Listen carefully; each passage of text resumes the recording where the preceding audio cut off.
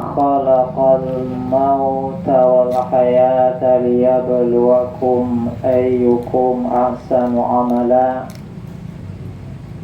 Asyhadu an la ilaha illallah wahdahu la syarikalah wa asyhadu anna Muhammadan abduhu wa rasuluh.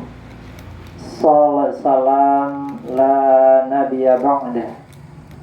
Allahumma salli ala Muhammad wa ala ali Muhammad. Puji syukur pada Allah Ta'ala serta salawat kepada salam. Alhamdulillah malam ini dengan karunia Allah, dengan yang tulus turun menghidupkan sunnah, dengan ikut berduka cita, dengan sama-sama mengucapkan inna lillahi wa inna ilaihi raji'un. Sesungguhnya kita semua adalah milik Allah dan semuanya kembali pada Allah. Penghormatan kami Kepala Desa Amaite Mulia dan seluruh perangkatnya, penghormatan kami Pak Mukim Hafizahullah, penghormatan kami Imam Cik dan para alim ulama rahimani wa rahimakumullah, wabil khusus sahibul musibah.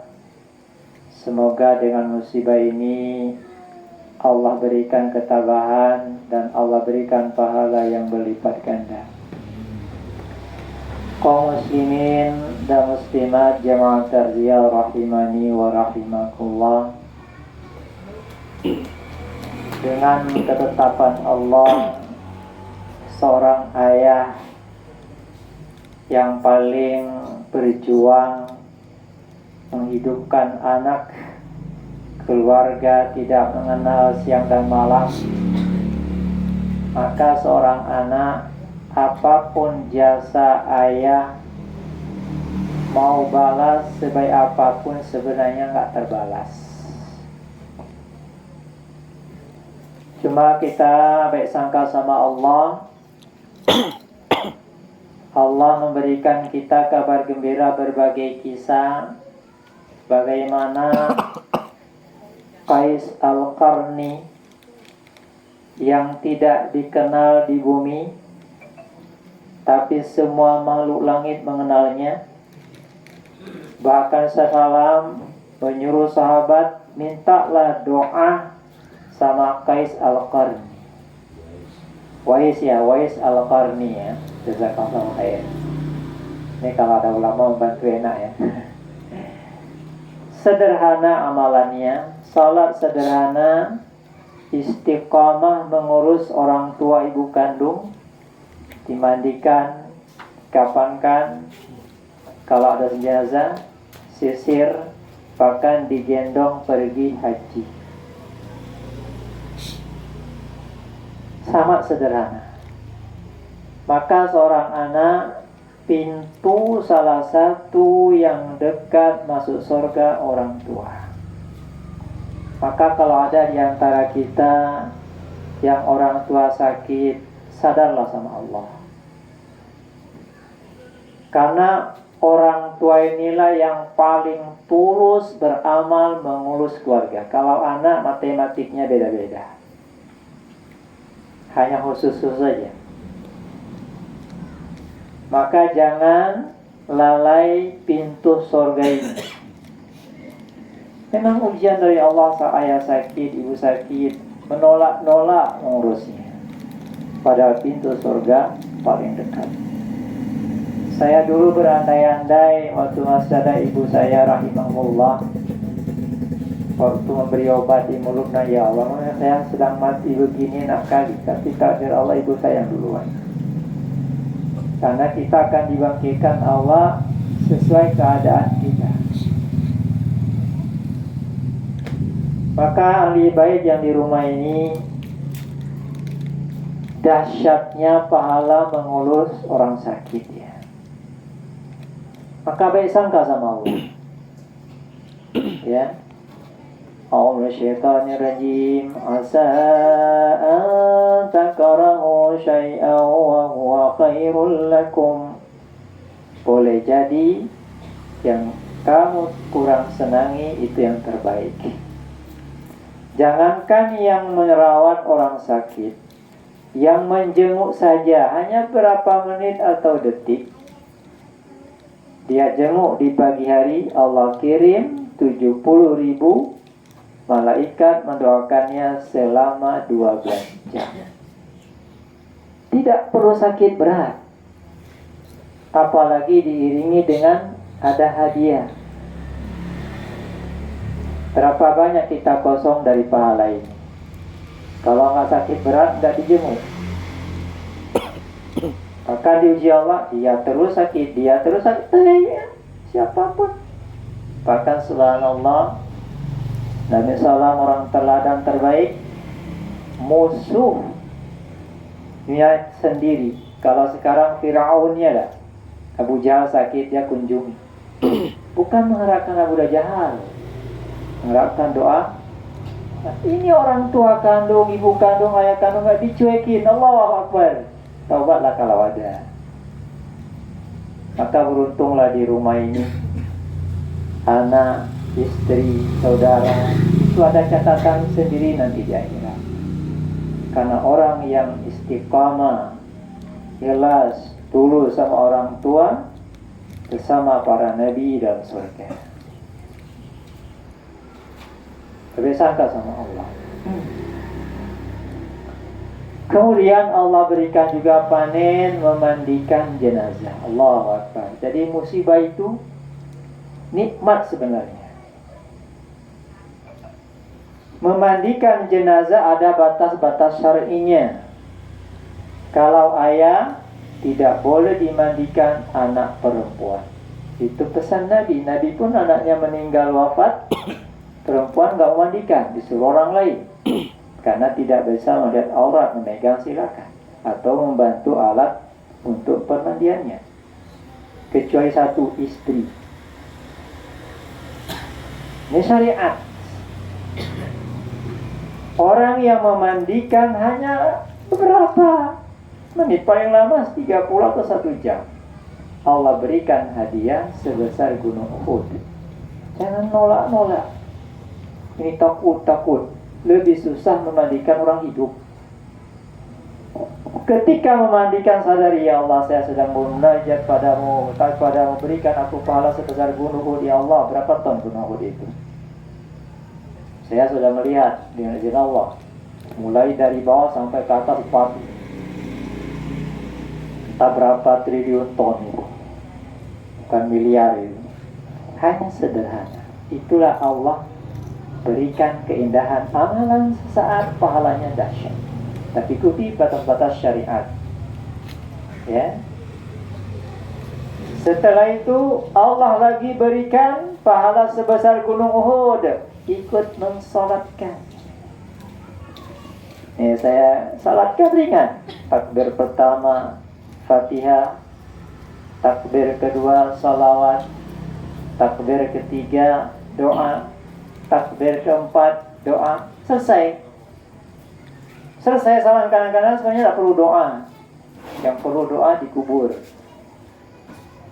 Maka saya luruskan di sini, kesalahan kita selalu kalau ada orang meninggal, ustadz di depan, khatib di depan, imam di depan. Yang sunnahnya anak kandung maunya. Jangan dititip, karena ada shootingan di akhirat.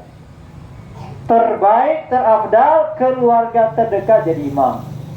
Jangan digeser. Saya sering tolak-tolak, dipaksa juga ini. Ingat, jangan menggeser terbaik. Selesai, sah. Sudah sebesar gunung, apalagi nanti ditayangkan di akhirat. Terima kasih ya Allah, aku bisa menjadi imam, mensalatkan ibuku, ayahku ya Allah. Tapi ada kesempatan kamu tidak mau. Taubat sama Allah, jangan semangat. Paling tolak aja kita totoran dia pas sampungnya. Dia jadi imam dia. Karena itu yang sunnah terbaik, bukan kami yang imam-imam ini. Walaupun ada 30 juz ya, mana dinamakan terbaik keluarga jadi imam. Itu terbaik, amalan terakhir.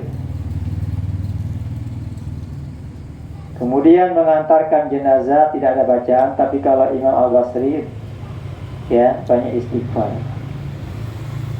Karena si mayit tidak bisa istighfar lagi. Ingat cari fadilah istighfar dan sedekah. Dahsyat sekali. Sedang begini istighfar, astagfirullah, astagfirullah. Datang malaikat, ampuni dia ya Allah, ampuni dia ya Allah, ampuni dia ya Allah. Sedang istighfar maut, dah saya surga. Kemudian kita antar ke kubur, Allah kasih pahala sebesar gunung Uhud. Udah 3 gunung Uhud, Allah Akbar. Bagaimana dahsyatnya itu. Tapi saya nggak sempat, Ustaz. Bapak ajalah, saya ada ke kantor, terlalu banyak saya pahala. Apa sih saya ngantar? Kalau ada yang kemarin memandikan, mensalatkan, mengantar, Allah Akbar pahalanya. Padahal di akhirat sebesar Razara ditimbang pahalanya. 3 gunung Uhud berapa miliar ton tuh? Mengantar. Makanya sayangnya Allah sama kita itu melebihi sayangnya ibu kandung sebenarnya. Taubat sama Allah, baik sangka sama Allah. Sampai di sana baca doa, Assalamualaikum ya ahlan diyar minal mu'minina wal muslimin wa inna insyaallah bikum lalahiqun. As'alullah lana wa lakumul afiyah. Ada baca nggak kemarin tuh? Semua yang dikubur itu akan mendengar dan rapat rahmat Allah. Ada Islam, ke kubur saja baca salam, apalagi kesamaan ketemu. Akan timbul kasih sayang, poin surga.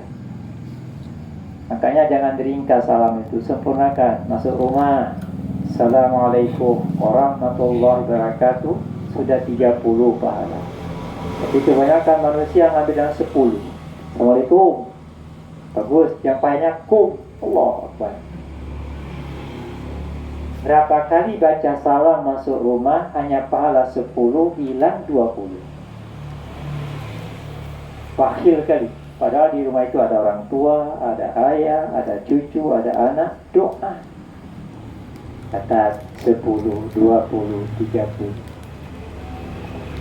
Sering juga pas nelpon teman, Assalamualaikum, bakhil kali. Tapi kalau yang dihormati, Assalamualaikum warahmatullahi wabarakatuh, banyak mau suara. Allah Akbar. Kemudian kembali bawa jenazah. Itu sering saya dapati diputar-putar itu pernah. Kakinya, palanya, kakinya, palanya. Berantem. Tuntunan Nabi tidak ada pala tidak sama saja. Nah, itu ingatnya kan yang ribut. Putar-putar itu. Kakinya, palanya, terus saya itu. Alhamdulillah saya hadir. Pak, mau kaki, mau muka, sama saja. Kecuali masuk yang lahat. Itu ada tuntunannya. Tetapnya kakinya lain dulu. Nah, berantamlah di situ. Mayatnya udah putar-putar dia.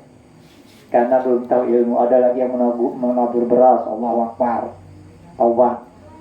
Ada lagi disuruh masuk ke bawah. Tak ada itu saya. Beras itu masak. Orang tua kita nanam beras itu jatuh satu di diamnya dulu. Bukan di tutunya dulu kan. Ini kita buang. Untuk makan. Kalau kita pompa sebaiteng ini, buat 1 biji beras, tak bisa. Ini buang aja enak. Kecuali beras plastik, mungkin kalau ada ya. Subhanallah. Nah, setelah dikubur, mau dimakamkan, baca Bismillahirrahmanirrahim. Itu sunnahnya. Ya, pesan Nabi dikubur, jangan dilangkain, jangan didudukin. Ini sering kadang dilangkain aja nggak ada itu. Itu hormatnya Islam kepada manusia.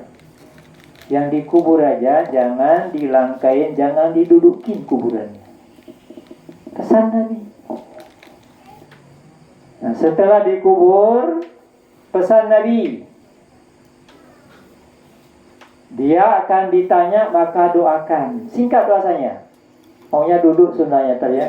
Di situ yang doanya ada doa. Singkat aja. Allahumma ghafirlahu, Allahumma thabithu. Ampuni dia Allah dan tetapkanlah bisa menjawab pertanyaan kanan kiri. Ulang-ulangi terus itu. Ini setelah sholat doanya panjang, di sana nggak ada doa. Kalau kita ada 100 orang yang ngantar, kita nggak tahu siapa yang terima doa kita. Ulang ya Allah, tolong ampuni dia ya Allah, berikan mudah-mudahan kanan kiri, lapangkan kuburnya, ulang-ulangi terus. Mendoakan orang lain sama dengan mendoakan diri kita sendiri. Datang malaikat yang beri kepala, kamu juga dapat seperti itu. Ya, sudah dikuburkan, memang ada menyiram itu karena di Arab itu pasir. Pas gantian satu aja sudah cukup, yang dibutuhkan doa. Bahkan ini yang sunnah susah lagi kita kembangkan.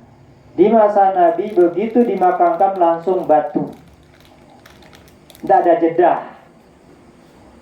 Ini langkahnya. Saya pun sampaikan Bu Hadi sebagian. Tolong udah kita siapkan batu itu di kuburan, batu gunung. Karena pesan Nabi jangan diukir, jangan dibeton. Pesan Nabi. Lebih baik ukir-ukiran itu berikan ke masjid fakir miskin. Pesan Nabi. Makanya makam Baqi, makam syuhada Uhud, datar malah saudara bisa lihat. Tangan Nabi. Kalau ada yang satu, ada yang dua, nggak ada, dia itu biasa. Ya, subhanallah. Setelah itu kita kembali ke rumah. Pesan Nabi setelah di rumah, isna'u ta'aman li ali Ja'farin fa innahu qad atahum amrun syaghalahu. Nabi menyampaikan, buat makanan, ini sudah kita buat untuk keluarga Ja'far, karena sungguhnya mereka sedang dirundung kesedihan. Alhamdulillah udah berjalan. Satu nasi dimakan orang mukmin bisa 10, bisa 1 sampai 700 lipat. Enak, nikmat. Ada yang antar kue. Ya, maksudnya karena Allah. Nikmat sekali. Waktu orang tua saya meninggal, kan ada orang mertua saya di Jakarta, rahimahullah. Ini kayaknya kayak kita di haji gitu. Enak. Karena sunnah berjalan. Kalau sunnah berjalan, itu kemanisan iman dapat kita nikmati. Selain itu tak bisa.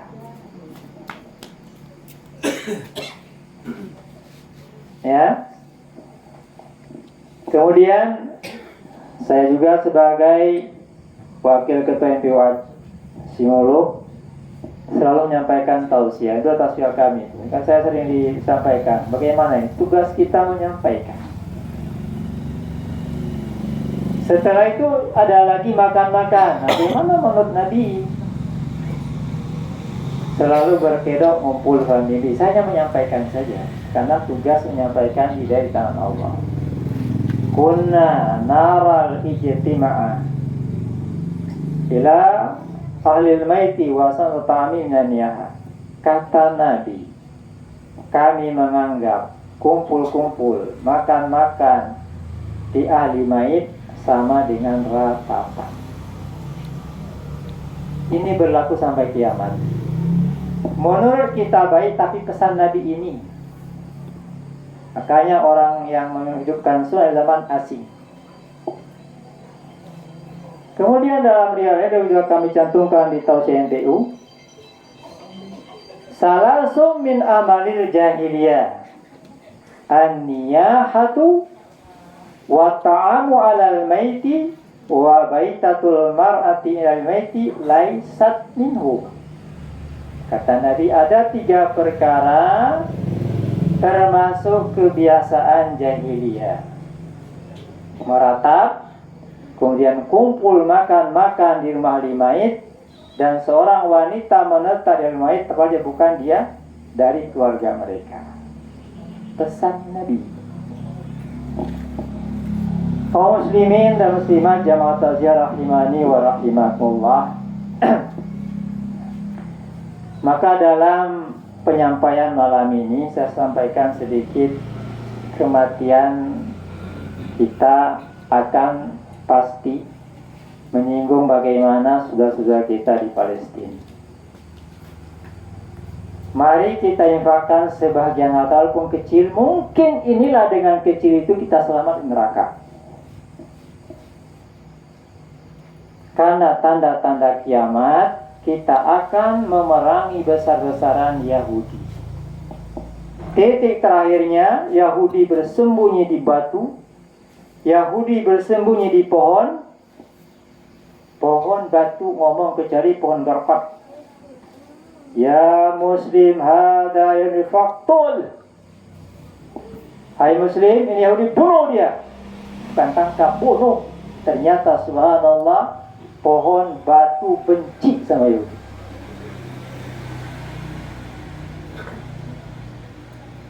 Yahudi itu takut perang tuh. Kalau kaum muslimin, kalau perang itu kayak makan dia. Ya, kalau kita daftar aja meeting ini, tapi dengan syarat 15 juz, ada yang bisa masuk nggak nih? Nggak bisa. Itu yang pasukan Gaza itu minimal 30 juz.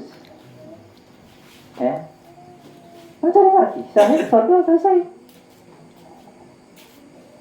Maka orang yang tidak mau peduli dengan Palestina, pertanyakan, ya, merasa nggak sakit. Maka siapa kaum muslimin, karena sudah takdir Allah akan menjadi musuh sampai kiamat. Ya, dan Allah sudah siapkan nanti dua pasukan Dajjal dan pasukan Imam Mahdi. Pasukan Imam Mahdi sudah Allah siapkan semuanya, sekarang banyak penghafal Quran. Subhanallah, banyak orang tahu nggak baca Quran, anaknya bisa hafizah 30 juz. Kalau bukan Allah siapa? Saya jadi simulu itu mengajar di sini 4, hujan lebat datang menghafal Quran.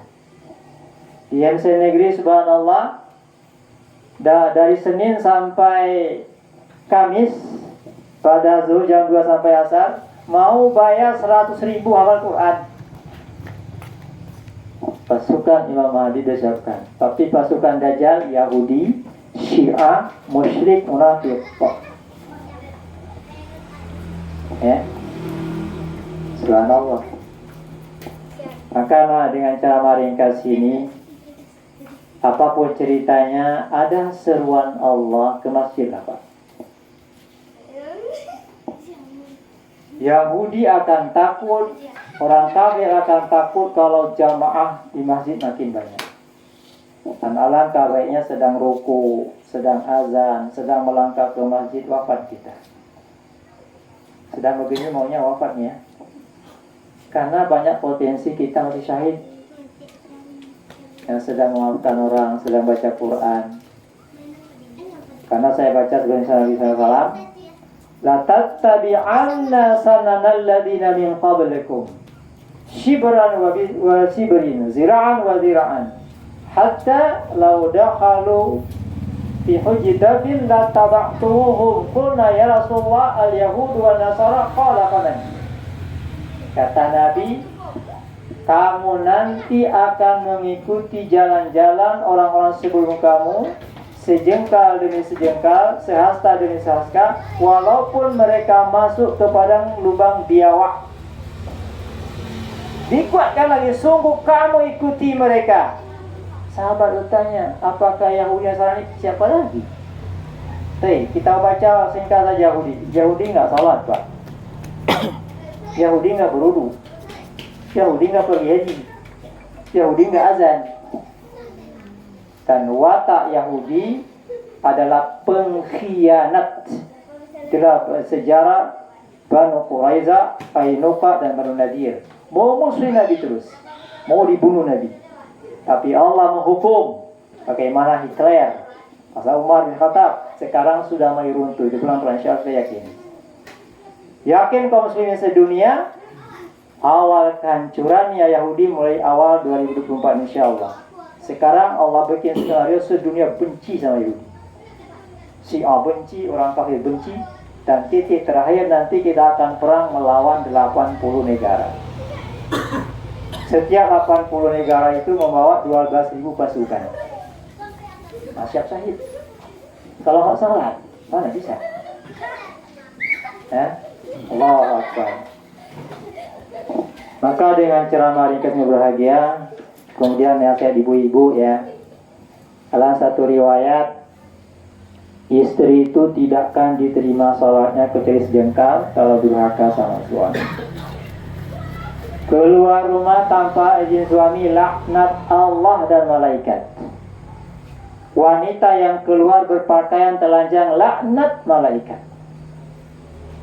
Orang yang senang membuat marah suami, mengundang marah Allah, marah malaikat dan makhluk. Tuh. Dan hati-hatilah tabarruj ya. Anda keluar rumah itu diikuti setan atau malaikat. Maka ibu-ibu yang punya suami, pintu terdekat itu sama suami. Salah satu riwayat, kalau suami muntah nana, kemudian istri menjilat minum belum terbayar. Itu pesan Nabi. Baca itu pesan Nabi. Makanya waktu Ali bin Abi Thalib dengan Fatimah bersendak gurau itu padahal. Tersinggung Ali, diputarnya sampai 71 kali ya. Ngadu sama Nabi. Kalau kau mati hai Fatimah ya, suami masih marah, belum masuk surga. Anak Nabi. Tuh, sudah sering kali kan? Karena penyakit ibu-ibu, hunna yaksurnal ashir, cepat mengingkari nikmat dari suami. Itu bahaya kali itu. Rata-rata saya punya neraka itu. Caci mengutuk, apalagi mau pengen kekuasaan ya. Kalau nggak suka diam. Apalagi pemimpin ya. Man ahanal amirah qad ahanallah. Siapa yang menjelek-jelekan pemimpin, pejabat, ulama, sama dengan menghina Rasulullah. Lisan jaga. Ada yang sholat tahajud tadi malam, dioper kepada yang dibenci dengan ghibah. Ada yang baru Jumat, di-store kepada orang lain pahalanya. Store sana pahala. Gampang kali. Berapa saya minta nggak dikasih bu ya. Tapi seringkali store pahala pada yang dibenci. Karena selisih, akhirnya terus pahalanya. Atau makanya bangkrut ya akhirat. Bangkrut, bangkrut amal ya. Karena tidak bisa jaga lisan, caci maki, menghina, apalagi menyebut-nyebut kebaikan. Insyaallah kita ke surga semua ya. Kita doakan Pak Kiai Wahyudin rahimahullah. Tolong kita banyak rahimahullah lah. Karena doa, kalau marhum bukan doa itu. Kalau Nabi radhiyallahu itu sallallahu alaihi wasallam ya. Sallallahu alaihi wasallam atau alaihi salam. Kalau para sahabat radhiyallahu anhum. Kalau para ulama rahimahullah, kalau kita rahimahullah. Semoga jadi rahmati Allah datang mereka kami. Marhum itu gelar. Kalau kaum muslimin tidak bisa. Kalau orang kafir mati, almarhum juga dibilang. Ya. Insyaallah jalan ke surga semua ini ya. Nah, mudah-mudahan kita ke masjid lah ya.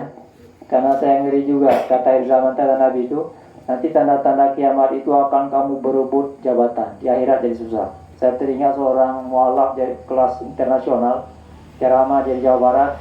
Demi Allah, hai Pak Bupati, ada yang nggak sholat, kamu akan ditanya di akhirat. Nangis Bupati, baru kali ini lah Pak Ustaz berani dulu saya. Tugas saya sampaikan. Ya. Mudah-mudahan mari kita berbagi duka cita ini. Kita sudah ada kebiasaan terbaik saling mengantar. Cuma ada sistemnya, jangan borongan nanti numpuk kan. Ya. Begitu mengantar maunya mati gitu ya. Dimakan nikmat. Satu butir, ada satu butir nasi dimakan. Ya, apalagi yang mengantar itu masih family kerap, pahala silaturahim dan sedekah. Maka doa kaum muslimin yang mati itu 24 jam sebenarnya. Dengan lafaz Allahumma ghfiril muslimin wal muslimat wal mu'minin wal mu'minat al ahya minhum amwat. Insyaallah Pak Kiwa ini orang Palestina, Madinah, Mekah dapat. Karena inilah Palestina itu tempat naiknya Nabi, di situ juga lahirnya Imam Syafi'i rahimahullah. Subhanakallahumma wa bihamdika asyhadu an la ilaha illa anta astaghfiruka wa atubu ilaik. Assalamualaikum warahmatullahi wabarakatuh.